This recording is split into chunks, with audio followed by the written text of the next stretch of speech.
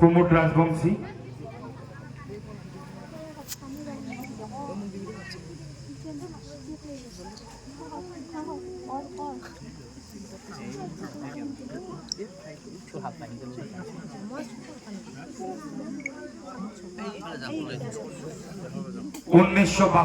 সনত মেঘালয়ৰ তুৰাত জন্মগ্ৰহণ কৰা প্ৰথমে তেখেতৰ নামটো আছিলে দিলীপ বৰঠাকুৰ।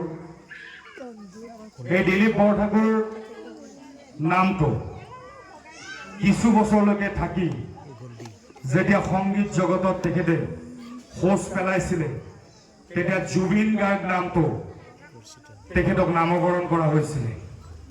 জুবিন মানে হল বিশাল, সাগৰৰ নিচিনা বিশাল, সাগৰৰ দৰে গভীৰ, আকাশৰ তৰাবোৰ যেনেকৈ অগণন।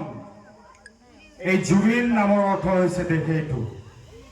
আৰু আমি সঁচাকৈ এই সম্পদ অসমৰ, আমি নামটোৰ লগত তাৰ পিছত এটি গীত, এটি কেছেট তেখেতে ৰাইজক উপহাৰ দি গ'ল। বলিউডতো তেখেতে তেখেতৰ সংগীতেৰে এটি আলোড়নৰ সৃষ্টি কৰিলে।